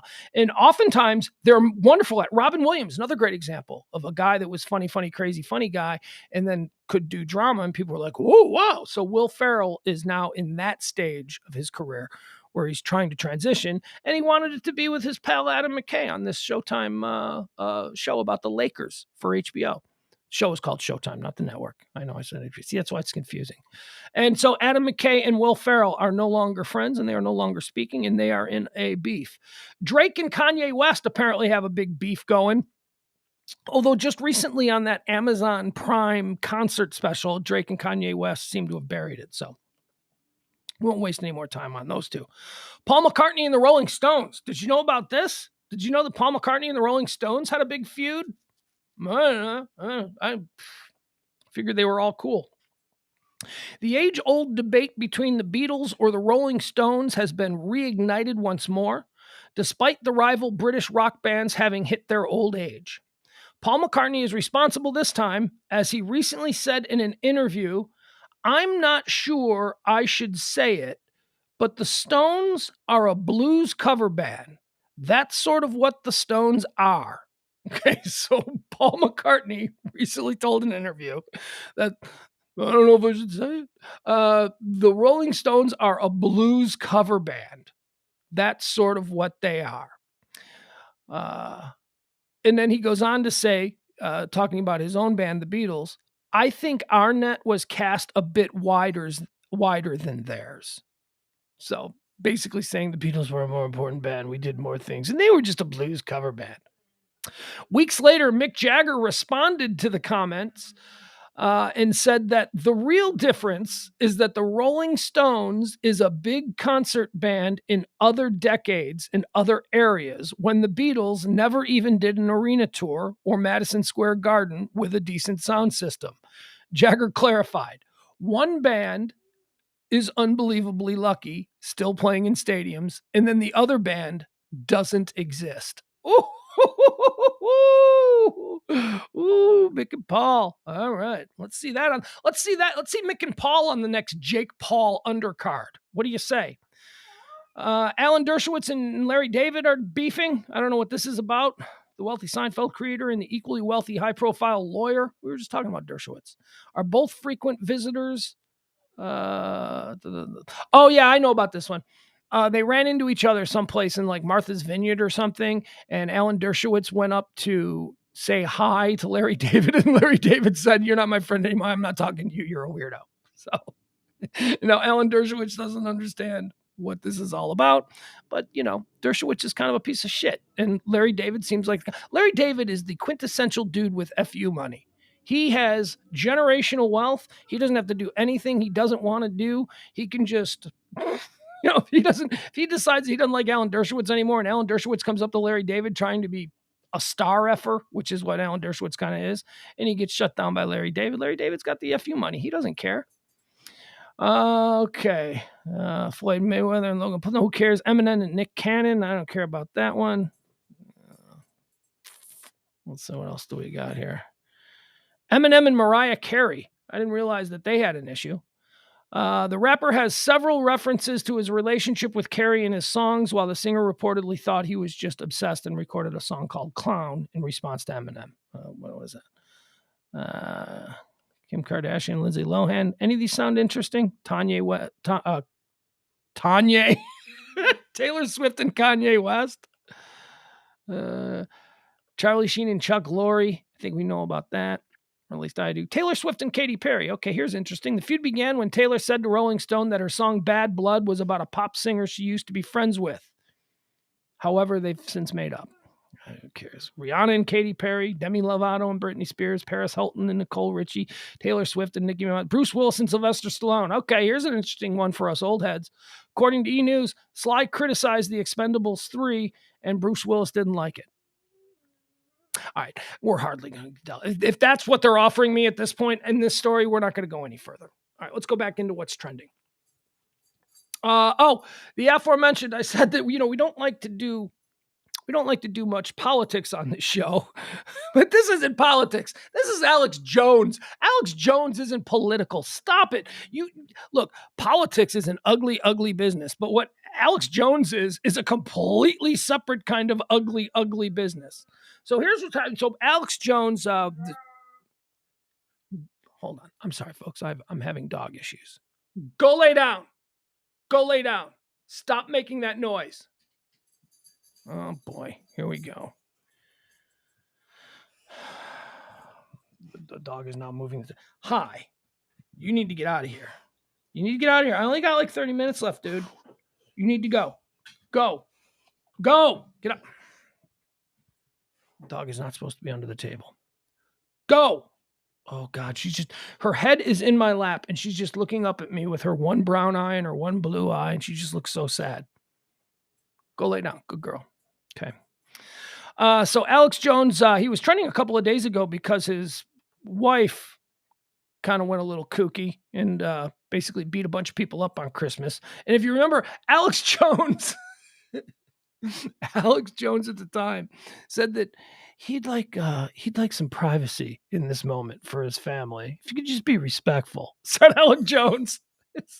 I think my wife had some medication issues, and I don't really want to talk about this because it's personally embarrassing to me, and you know me, all I do is do things that are personally embarrassing to other people. So at this time of my wife being a complete crackpot, I would ask that you give us the space that our family... He did that whole bullshit thing. Well, he also did something else the next day. Now, I don't know... Alex Jones is not a legitimate political thinker. He's not. He's a showman. He's an incredibly gifted showman. And every showman has a bit of con man in him. And certainly Alex Jones has a good, healthy dose of con man in him there too. But Alex Jones went on his show. I don't even know what is he? I don't even know. I have no clue. Alex Jones went on his thing on Christmas Day and had a very special announcement that he had to make. And basically the announcement was that because Donald Trump is now telling people to get the vaccine, Alex Jones is saying that Donald Trump is, we were all duped by him. He's a liar. He's just in it for himself. How could we not see all this? So that happened on Saturday. So now here we are a couple of days later, and Alex Jones is at it again, and this is why he's trending. Alex Jones threatens to dish the dirt on Trump for pushing vaccine.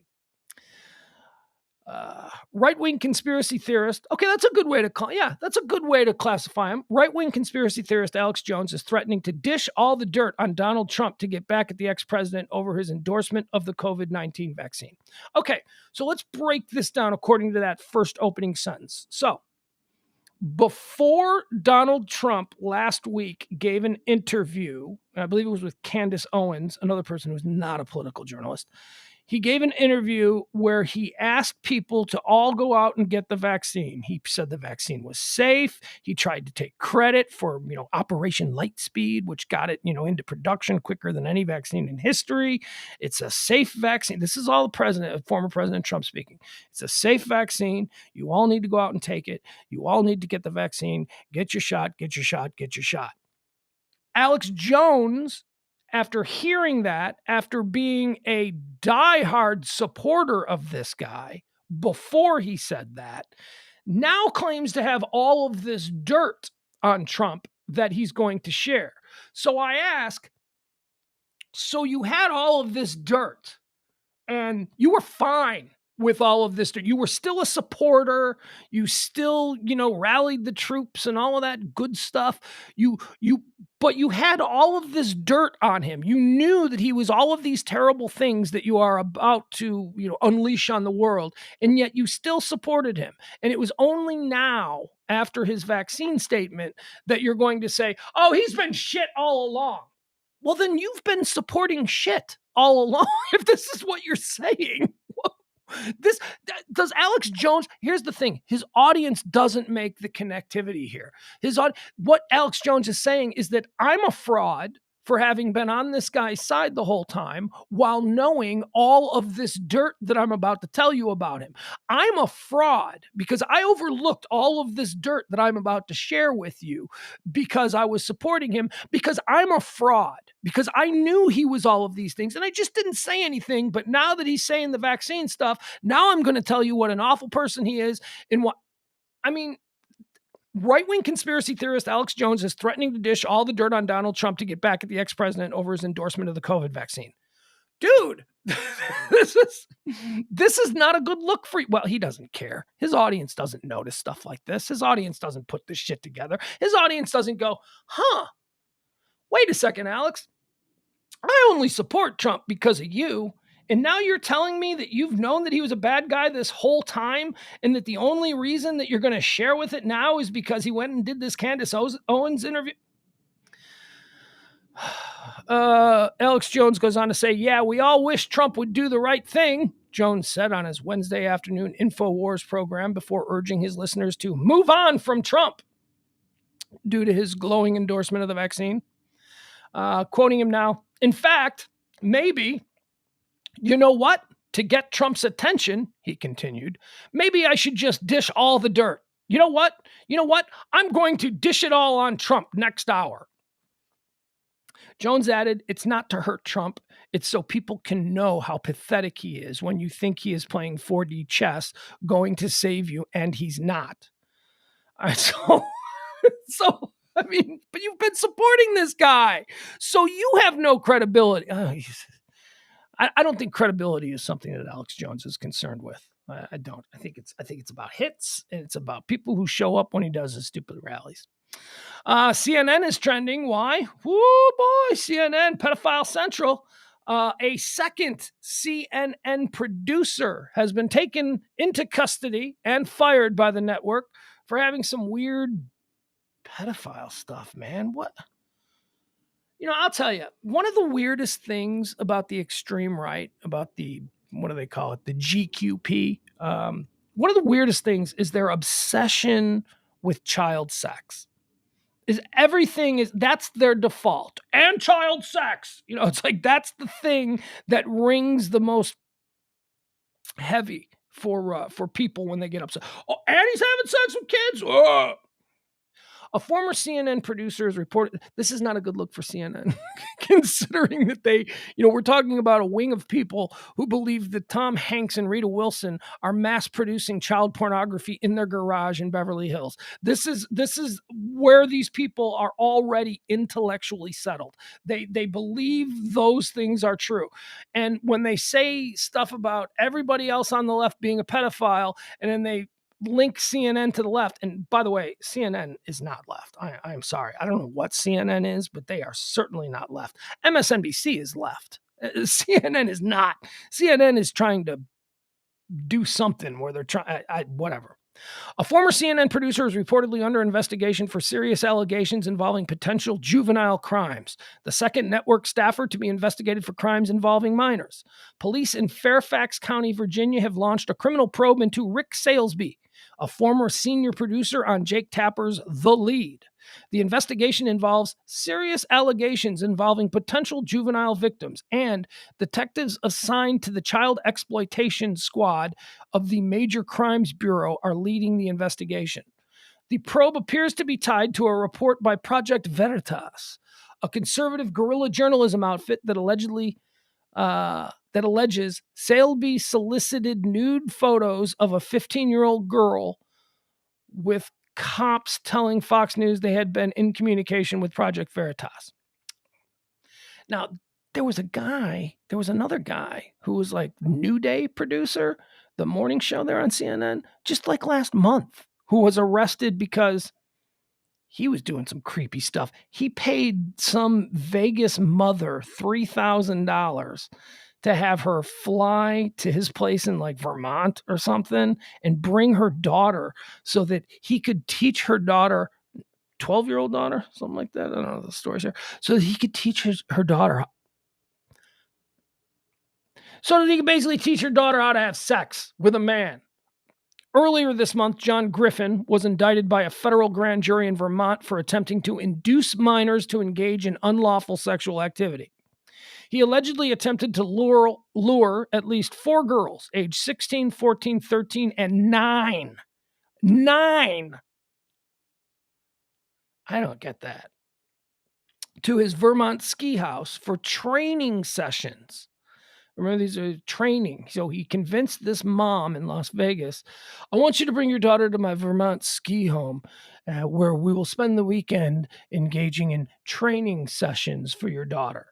Training sessions on such things as spanking,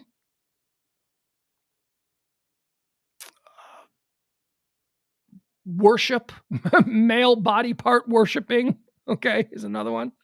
Reportedly saying that a woman is a woman regardless of her age, he said. Yeah, no, that's actually not true. That's not true. Griffin allegedly advised a mother of 9 and 13-year-old daughters that she needed to ensure her girls were trained properly, the Justice Department said. He then allegedly gave the mother $3,000 so she and her 9-year-old could fly from their Nevada home to Boston in July of 2020. He pled not guilty and faces a sentence of 10 years to life behind bars. The former New Day producer bragged on LinkedIn about working shoulder to shoulder with anchor Chris Cuomo, seeing him through each show and producing live breaking news events across the country and the world. And then there's a nice accompanying picture of this freaky pervert and Chris Cuomo hanging out in the office together. All right, so there you go. Not a good look, CNN. Not a good two of your producers have been taken down. Now, the Project Veritas thing is interesting because Project Veritas is a very sketchy organization. But I got to say, if this is what they're doing now, if they're actually getting pedophiles, okay, so maybe I have a problem with some of your obviously politically targeted stunts that you've pulled in the past. But apparently what Project Veritas did was they just reached out to this person. They made contact with this person somehow, claiming to be a 15-year-old girl. And then they were flirting with this person. And then as soon as this person, the CNN producer, asked for pictures, show me pictures, after knowing that she was 15, boom, they got them. And Project Veritas is like, oh, now we're going to go to the police. And now that, so that's where this came from. And again, Project Veritas has done some incredible, look, they have done more sketchy things than they have done good things. But if they're doing this is, I applaud you, Veritas. Good for you. All right. Yesterday we talked about the Dallas Zoo was trending because 2 new baby tigers, endangered tigers, were born here in the Dallas Zoo. There's only like 300 of them left in the wild, and Dallas Zoo produced 2 brand new little baby tigers, and everybody's very excited about that. Well, Tiger is trending again today, and not just because it's Tiger Woods' birthday. Nope. Tiger is trending today because we added 2 tigers the other day here in Dallas, and we lost one. We lost another one in some zoo in Florida. Now check this out. They had to shoot and kill an endangered tiger at a zoo in Florida. Sheriff's deputy shot a Malayan tiger that clamped its jaws on the arm of a man who was either feeding or trying to pet the animal at a zoo in Southwest Florida. All right, I'll tell you what happened here. This is crazy. And you know what? Isn't this Darwinism? Isn't this, the tiger had to die. Why? Why did the tiger have to die? A janitor who works at the zoo during closed hours snuck inside a tiger cage and either tried to feed or pet the tiger. This explains why he's a janitor, right? This explains why he's not working in like molecular biology or something. This is a guy who cleans toilets for a living, and he saw a way to get into the tiger cage and thought, I'd like to touch a tiger. And he went in there and he tried to touch the tiger, and the tiger basically clamped down on his arm. Now, this is where the story gets weird. Apparently, the dude's arm was in the tiger's mouth for 15 minutes. What? And the tiger didn't rip. How? What? 15 minutes after the first call was made, he was screaming, I tried to pet the tiger and he's got my arm. So he screams, someone calls the police, sheriff deputies show up 15 minutes later, see the tiger chewing on the guy's arm, and so they just shoot and kill the tiger. And as soon as they shot the tiger let go of the arm, kind of scurried back into his little enclosure area, and then they pulled the guy out of there, the idiot janitor who decided he wanted to try and pet a tiger. But imagine that. What were those 15 minutes like? What was the 15 minutes while the dude's arm he didn't die? Let's read more. Let's see.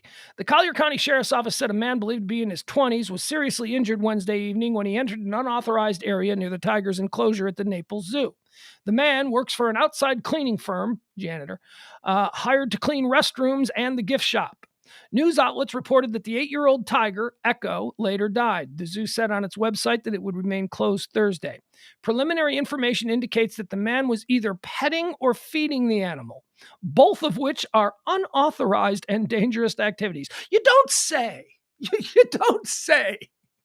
that a janitor trying to pet a tiger when the zoo is closed is it's not authorized behavior. You don't say. Okay, I didn't see that in the employment manual, but I'll go back. I got it in a desk somewhere at home. I'll pull it open. I'll see where it says. If maybe you're right. Maybe it is unauthorized. I don't know. I didn't think I was doing anything wrong. The first deputy to arrive at the scene kicked the enclosure to try and get the tiger to release the man's arm from his mouth, but the deputy was then forced to shoot the animal. 15 minutes. It took 15 minutes for the police to show up and finally shoot this animal after it had the dude. The tiger had, what was the tiger? Just like a bone? Like, imagine the pain. Holy cow. Could you imagine? You go white with shock, right? I'm imagining that he got his arm through, like he wanted to pet it, and the tiger just grabbed the arm. And so the tiger probably could have just tore the arm off through the bars, but that didn't happen. According to the sheriff's deputy, the tiger retreated into its enclosure after being shot. Deputies then flew a drone inside and found the tiger not responsive. A veterinarian later sedated the animal to examine it. On Tuesday, the zoo's Facebook page featured a photo of Echo. The Malayan tiger is one of the smallest tiger species and is found throughout the southern and central Malay Peninsula, and so we don't care. In 2016, a Malayan tiger attacked and killed a zookeeper at the Palm Beach Zoo, also in Florida. An autopsy had found that Stacy Conweiser, 38, died of a fractured spine, lacerated jugular, and other. Oh man, just tiger injuries. She died of being mauled by a tiger. So there you have it. That's why Tiger is trending. Not because it's Tiger Woods' birthday. It is. And not because we had 2 beautiful baby cub tigers born here at the Dallas Zoo the other day. No, this is because we lost one. We added 2, we lost 1. So it's still a net gain of 1 tiger for the world. Powerball is trending. I guess we got to go out and get our Powerball tickets, huh? I swear to God, $500 million, $500 million on Saturday. Saturday's Powerball drawing is going to be for $500 million, $500 million, $500 million. And I'll be honest with you, I don't even know that that's the highest one ever. I feel like we've been at the $500 million. I don't think we've been to the 1 billion mark yet, but $500 million Powerball Saturday.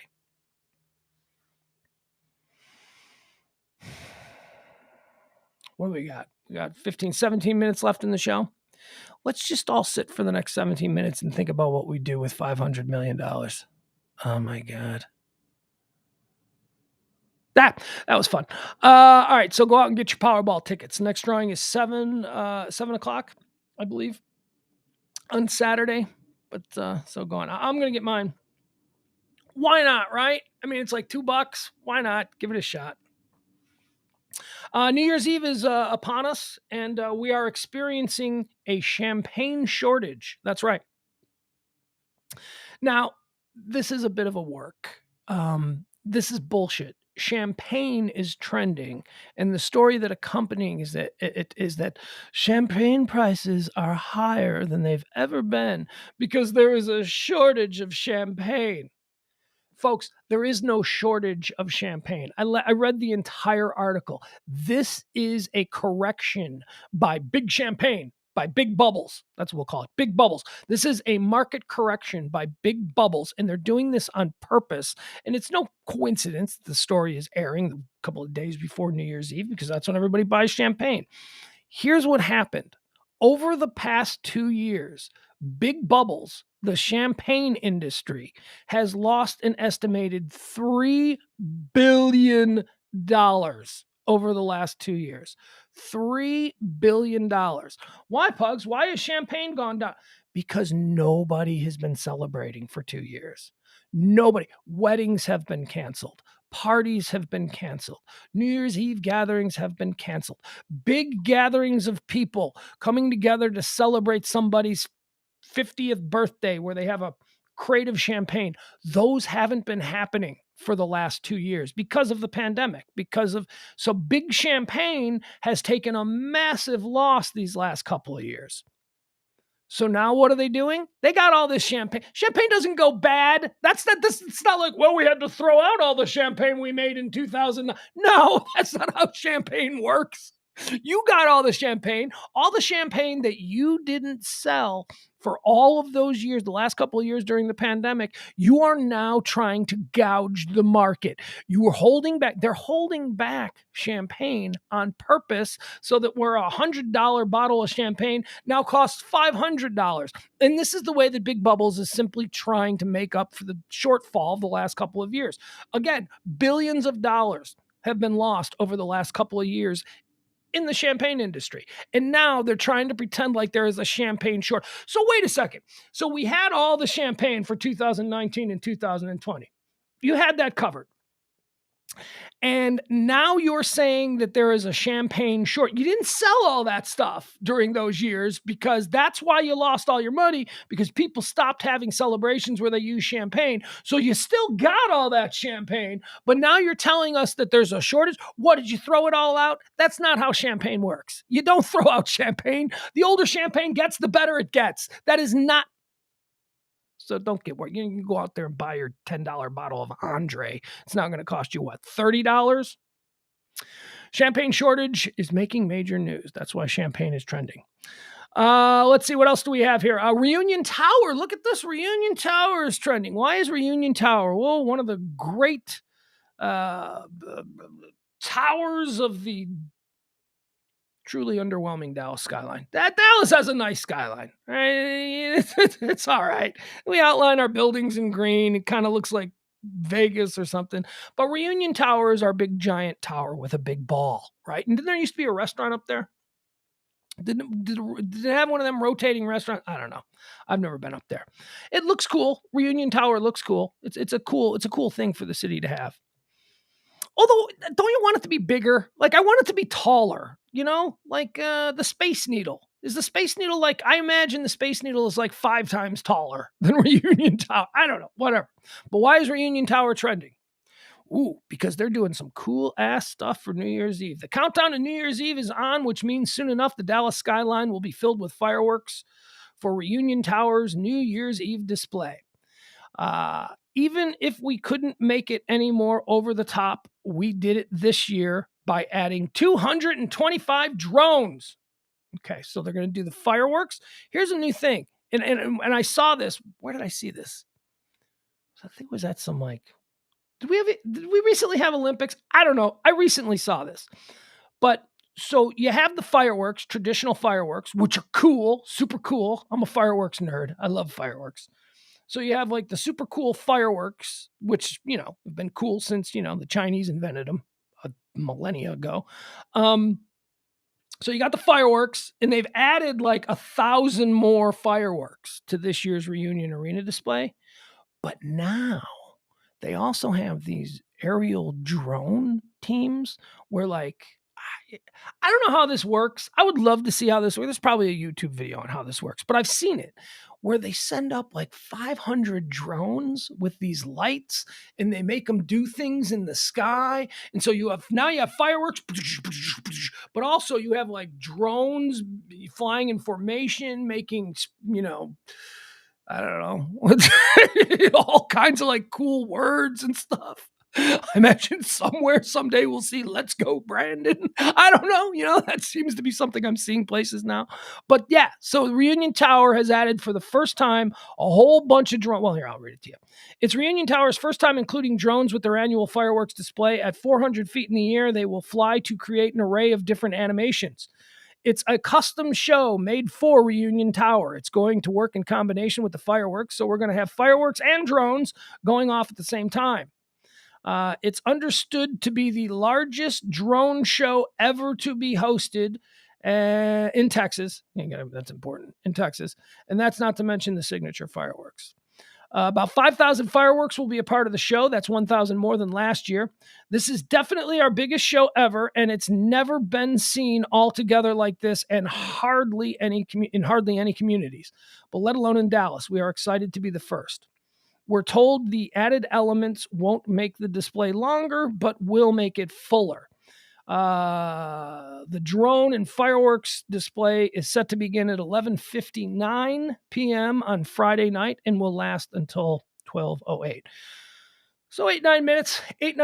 I'm going to watch that. I wonder if I could see that from where I am. I'm not all that far away from the downtown area, being here in the Highland Park area of Dallas. I'd like to see TV. I'll watch it. That's how I'll do it. I'll put on we can get Gordon Keith. I like watching him on New Year's. I remember he used to do New Year's Eve years ago. This is my first New Year's Eve back in town in a few years, so I don't remember how it goes. But there you have it. I'll be watching that. I'll be watching the Reunion Tower stuff. What else do we have here? Well, I mentioned this yesterday, and I don't really want to go into it because we don't do politics, but the longtime Senator Harry Reid from Nevada died. And I talked yesterday about he's a politician from Nevada. I mean, this isn't Mr. Smith Goes to Washington, This is a politician from Nevada, like the skankiest state in America. And so I got no love for Harry Reid. But I did say that the one thing that I really did appreciate about Harry Reid, and this is why he's trending now, is because all of his work with the UFO stuff is coming out now. How Harry Reid, ex-Nevada senator, spent final months demanding that Biden reveal U.S. government secrets about UFOs. So he's been doing this for years and years and years. Harry Reid assembled a team of people who were not crazy, UFO people that you would see on daytime TV or anything like that. We're talking about real scientists, real pilots and people who work in aviation and heads of state. There was a former defense minister of the United Kingdom was a part of this. I mean, these are like legitimate people that Harry Reid sort of all brought together and said, all right, we're not going to do the wacky, I got anally probed. We're not going to do that bullshit, but we are going to talk seriously about if there is any legitimacy to any of these sorts of things. Harry Reid seemed to believe, and all of these people so he did. I believe. I'm a believer in that stuff. I think that there is stuff going on that they're not keeping it secret from us for any real sinister reason. They're keeping it secret from us because we couldn't handle it. We can't handle a vaccine. We can't handle the American people. The people of the world would lose. I mean, that's the fear, that if the governments of the world said, okay, big announcement, we are not alone. There are actually other people from other planets, and they've been watching us, and just that they're watching us and that we can't watch them is enough to make people freak out, because people go, wait a second, they can get here, but we can't get there.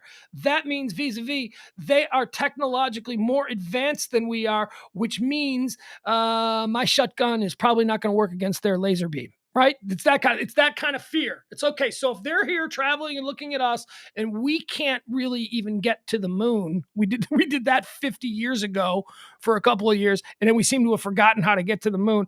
So, I mean, that's a big problem. You can't just tell people that they're here and they're watching us, because now suddenly we feel like pets. We feel like, uh-oh, something bad's happening. But the bigger thing is the religious aspects of it. If there are, I thought we were created in God's image. What about these people? Do these people have a God of their own? And can their God beat up our God? And why are we hanging out with our God if their God is actually more powerful? Is it the same God? And if it is the same God, why does God seem to favor these people by giving them the cool interstellar travel brochure and allowing them to have all of this, technologically advanced stuff that we don't? That's why they don't tell us. They're telling us because we can't handle those these are big issues. We can't handle it.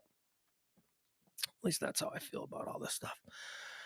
All right, so that's why Harry Reid is trending, because people are finally talking about Harry Reid and his work with UFO stuff, which I think is pretty cool. Even though, never forget, he is a politician from Nevada. So,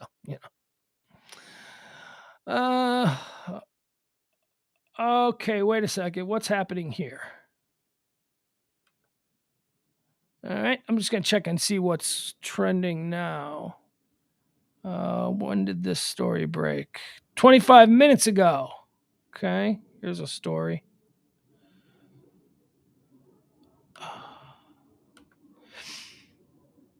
Trending number one on Google is apparently there's a mall shooting.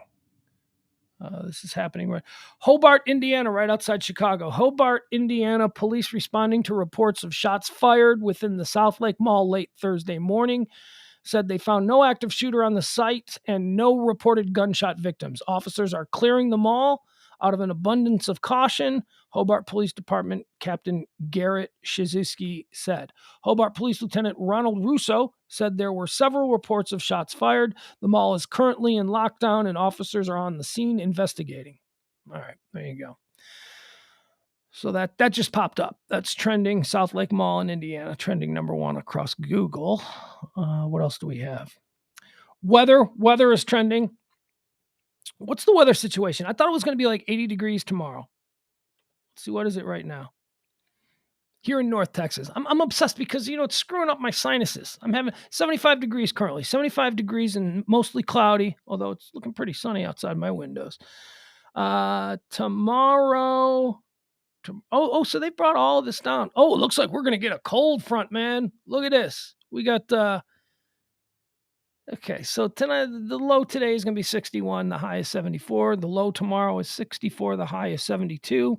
On Saturday, New Year's Day, day one of the year 2022, we're going to have a high of 74 degrees and a low of 23. So it's going to drop. It's going to drop. And then it looks like it's going to be, I'm looking at this 10-day forecast. It's going to be cold next week. It's going to be in the 30s and 40s and 50s until we get to the end of the week. And then by Saturday, January the 8th, it is predicted to be 75 degrees. So there we go. Anything else happening? Nah, there's nothing else. Apparently a bunch of earthquakes are happening in South Carolina. That seems like maybe that's a big deal. Maybe someone should look into that. Not going to do it. Don't have time. Don't have time to look into that stuff. But yeah, there've been like a bunch of earthquakes in South Carolina over the last couple of days, and people are like, I don't know what that's about. I don't know what's happening there. All right, let's do a quick run through. Let's see what Twitter has trending now since we signed on. Duke's Mayo. Well, apparently there's a whole bunch of Premier League soccer games going on right now. All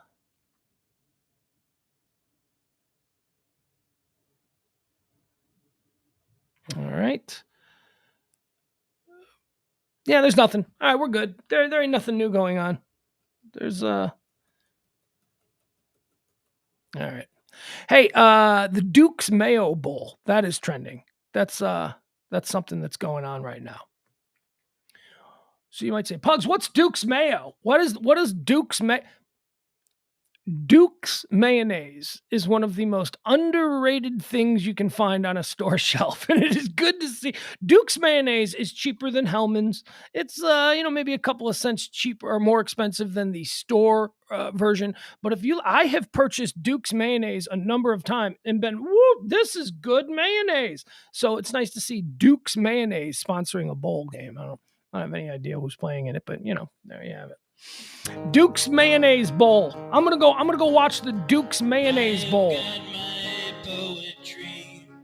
I have got my songs. All right, folks. See me through the lonely nights. To be strong. So I saw Van de Beek trending, and I thought it was maybe a story about James Van der Beek. Maybe he did something, but apparently there's a Manchester United player named Van der Beek. So everybody go back to normal. False alarm. Thought we had breaking Van der Beek news. Never-ending quest. You can help support the show. We always say that. By the way, thank you to the people who did support us over Christmas. We made it just barely, and some of you, thank you. So I'll say you can continue to support the show in any way, shape, or form. You can do it like that, but I hate to ask. So there, you know.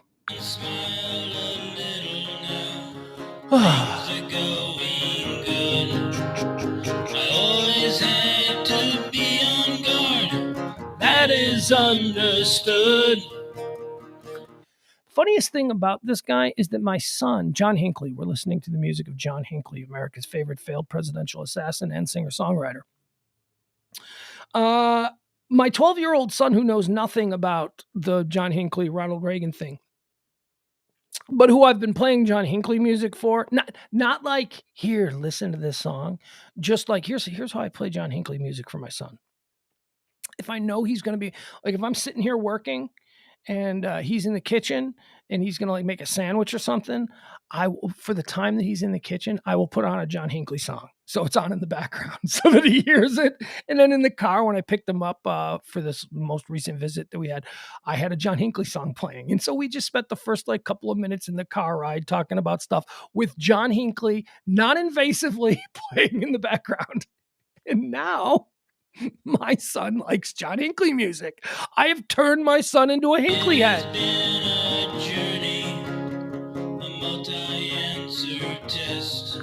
And I like when he says to me, he goes, Dad, the crazy thing is, he's not terrible. These are good songs. I go, yeah, from the mouths of babes. They aren't terrible. Never-ending quest. That's how it goes. If I was producing, I'd love to get him in the studio. Love to get a full band behind him, get some background singers, maybe do a little something with the vocals. Vocals are a little flat for me, but that's okay. We can maybe auto-tune them. Oh, whatever. It could work. John Hinckley could have a hip-hop album. I mean, We've made massive music stars out of non-English speaking South Korean teenagers. You're telling me that we couldn't do the same for John Hinckley?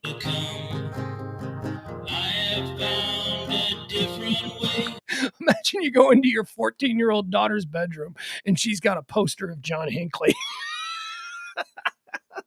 That's the world. That's the world I want to live in.